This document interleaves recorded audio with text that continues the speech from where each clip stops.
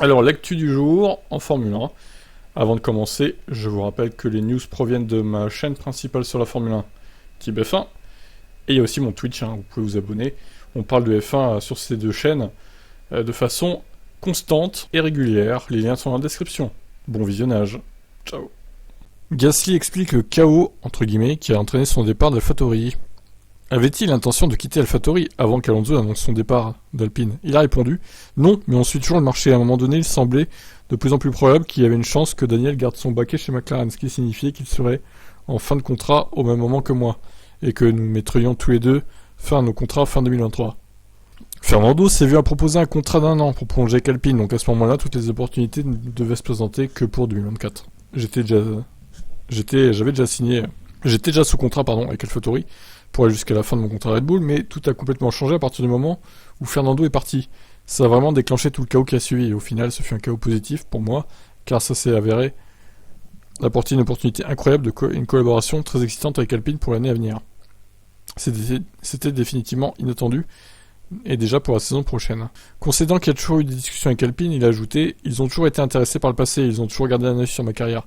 Mais disons que c'est devenu concret à partir du moment où Alonso a décidé d'appuyer sur la gâchette et de partir chez Aston. » Donc voilà.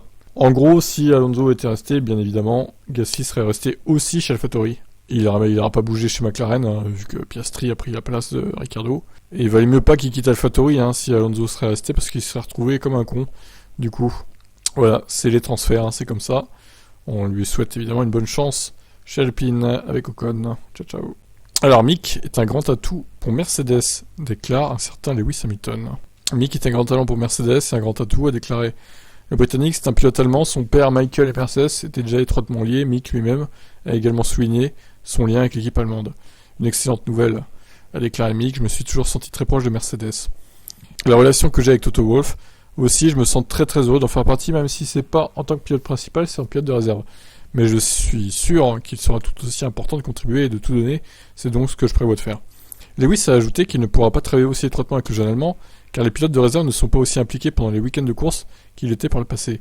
Vous ne travaillez plus en étroite collaboration avec le troisième pilote, c'est beaucoup de travail sur simulateur, c'est plus comme avant, même si nous serons toujours coéquipiers, a-t-il conclu. Ah ouais, bon ça a changé visiblement la F1. Le rôle du pilote de réserve n'est plus très important. Enfin, il était déjà pas beaucoup avant, mais alors là, c'est encore pire. Donc voilà, on verra ce que ça donne pour Mick dans ce rôle. Je vous laisse commenter. Verstappen révèle la piste qui va pas lui manquer en Formule 1. Alors, vu la miniature, c'est Paul Ricard, je pense. Eh bien oui. Ah, pour une fois, on va être d'accord avec Max. Moi, c'est pareil, j'aime pas du tout Paul Ricard. Je trouve que c'est une piste où il y a trop de dégagement déjà. Et même le tracé en lui-même est pas ouf. Lorsqu'on lui a demandé sur Viaplay si Paul Ricard lui manquait, il a répondu pas vraiment. Je pense que c'est une excellente piste d'essai pour l'endurance, mais pour une F1, c'était pas fantastique, je dirais, malheureusement. Et on n'est pas prêt de le revoir, visiblement, vu que le GIP Grand Prix de France est endetté et va être dissous, comme on l'a vu précédemment. Bon, du coup, après, ça brode l'article à Las Vegas, effectivement, qui a rejoint le calendrier F1. La Chine a annulé. On attend toujours le remplacement de la Chine, d'ailleurs. Est-ce que la Turquie va le remplacer? Est-ce que le Portugal va le remplacer? On attend toujours une décision de la FIA. Donc voilà, grosso modo, Verstappen, le Paul Ricard va pas lui manquer, tout simplement. Et on est deux. Voilà, je suis d'accord avec Max pour une fois. Incroyable!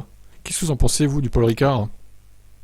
Alors, selon Marco, le départ de Binotto va affaiblir Ferrari. Ah ah! Vous voyez ce qu'il a dit? En réfléchissant au changement, Marco pense que le changement de directeur d'équipe a affaibli Ferrari. Dans le cadre de Ferrari, je comprends pas très bien le changement. Je considère Binotto comme un excellent technicien et politicien, il était tout simplement dépassé par la tâche, mais il aurait suffi de mettre un directeur sportif à ses côtés pour le soutenir sur la piste et avec la stratégie. Avec le nouvel homme, donc Frédéric Vasseur, qui a beaucoup d'autres emplois, je vois un affaiblissement pour Ferrari. Bon, après, il a répété que Mercedes, pour lui, c'est le principal adversaire de Red Bull en 2023. Ça, on l'a vu précédemment. Alors, certes, il y aura sûrement une période d'adaptation pour Vasseur, mais bon, de là à dire que ça affaiblit Ferrari, je pense pas, honnêtement. Je pense que c'est un bon choix de la part de Ferrari d'avoir recruté Vasseur. Les premières courses, bon, va falloir qu'il lance la machine, ça va peut-être mettre du temps à se mettre en place, tout ça. Mais je pense qu'en 2023, Ferrari, quand même, il faudra compter sur eux pour des victoires régulières, pourquoi pas jouer le titre aussi, avec un des deux pilotes. On verra ça. Ça dépendra de la fiabilité également. Ciao, ciao. David Croft pense que Binotto a été évincé à cause de la philosophie Toto Wolff. Bien qu'il s'agisse d'une démission, beaucoup disent qu'il a été contraint de partir en raison de l'échec de Ferrari. À défier sérieusement Red Bull, en 2022, David Croft de Sky Sports a une autre théorie. Il pense que Binotto essayait de mettre en place une culture sans reproche chez Ferrari, quelque chose que Toto Wolff cultivait chez Mercedes depuis des années, et ce faisant, l'Italien a pris tout le blâme sur lui-même. J'y pensais, Mattia Binotto a-t-il payé le prix d'une saison de surattente pour Ferrari? Mais non. Et la réponse de ça, car vous pouvez dire qu'ils ont conçu la voiture la plus rapide. A-t-il payé le prix pour avoir tenté de protéger le personnel de Maranello de l'examen minutieux et de tout le blâme public? Oui, je pense qu'il l'a fait. C'est intéressant, Toto Wolff a créé une culture du non-blâme chez Mercedes, Mattia Binotto tente de faire la même chose chez Ferrari. Sauf que c'est pas la même culture. La culture italienne et la culture anglaise-allemande qu'on retrouve chez Mercedes, c'est pas du tout pareil que chez Ferrari, quoi. L'un est fêté pour ça, l'autre doit démissionner. Voilà, tout est dit. Hein. Donc maintenant, est-ce que Vasseur va, on va dire, avoir la même approche avec le personnel de Ferrari, avec l'écurie? On verra bien. Je vous laisse commenter. Alors, Red Bull désigne son rival pour 2023, et ce n'est pas Ferrari. Bon, on se demande de qui s'agit-il alors, hein? C'est évidemment Mercedes. C'est Marco qui nous a dit ça, donc c'est certainement Mercedes. Je pense qu'il s'agit d'une équipe plus stable. Marco fait sans doute référence au changement de directeur d'équipe chez Ferrari. Et puis ils ont Hamilton. Leurs résultats cette année furent décevants. C'est certain, c'est aussi le cas pour Lewis. Mais c'est un pilote si particulier, même en 2022, il a encore et encore démontré à quel point il pouvait être le meilleur. Incroyable, Marco qui dit du bien de Lewis Hamilton. Waouh, c'est rare, hein. Dans l'ensemble, en prenant tout en compte, il est clair que Mercedes possède un package beaucoup plus fort que Ferrari. Et c'est bien plus apte à se relever rapidement. Ouais, je sais pas, après, il faut pas sous-estimer Ferrari quand même, hein, parce que Vasseur, bon, il va remettre un peu de l'ordre dans tout ça, je pense. J'espère, pour lui et pour son équipe. Mais effectivement, Ferrari, ils ont quand même mal fini 2022, donc on verra si la dynamique toujours dans ce sens ou pas. On verra. Et on verra aussi si les prédictions de Helmut Marko sont justes ou pas. Allez, je vous laisse commenter ça. Est-ce que vous êtes d'accord avec lui? Alors, l'argent n'aurait pas réglé les problèmes de W13.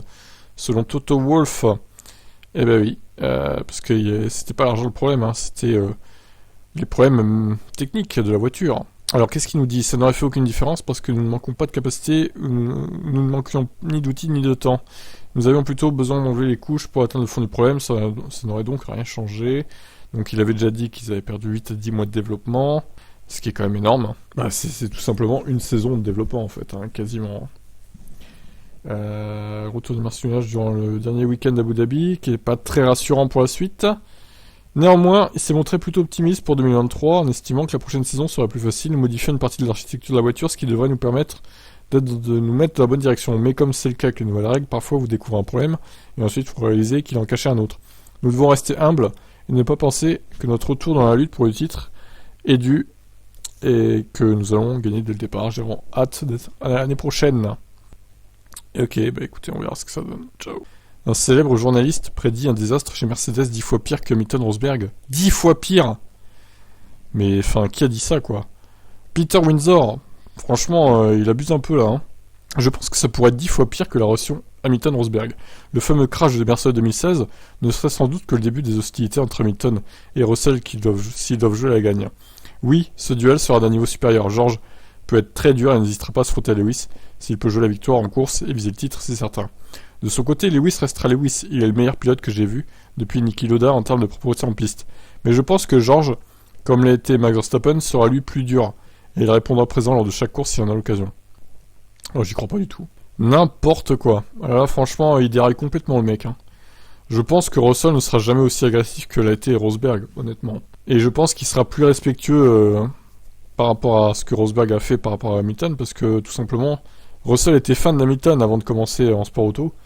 Donc, il se frottera jamais vraiment. Alors, peut-être qu'il y aura des petites frictions, mais ils iront jamais au crash. Enfin, je pense en tout cas. Hein. Peut-être que je me trompe, mais c'est ce que je pense. En tout cas, Peter Windsor, ouais, il abuse un petit peu, là, je crois. Hein. Monsieur, il faudrait qu'il se calme. Il faut qu'il se calme, monsieur. Qu'est-ce que vous en pensez, vous?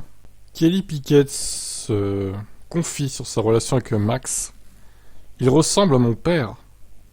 Ah ouais, là, c'est un transfert. Elle fait un transfert sur son père, là, par rapport à Max. C'est quoi, ça? J'ai toujours été très impliqué dans la carrière de mon frère. J'ai connu des hauts et des bas. J'ai vu ce que la pression fait avec quelqu'un à ce monde, mais très familier. Je sais ce que ces gars traversent. Le mannequin de 34 ans parle aussi ouvertement de sa relation avec Max. Il reste tellement humble. Ouais, on va dire ça. Il a les deux pieds sur terre. Ce que j'aime vraiment, sait qu'il sait ce qu'il veut et qu'il n'a pas peur de le dire. Il est confiant et n'est pas intéressé par la célébrité ou les choses matérielles. Nous avons beaucoup de choses en commun. Nous sommes de bons vivants. Je réalise de plus en plus à quel point il ressemble à mon père. Les deux hommes se sont rencontrés en 2016, mais leur relation n'a commencé qu'en 2020.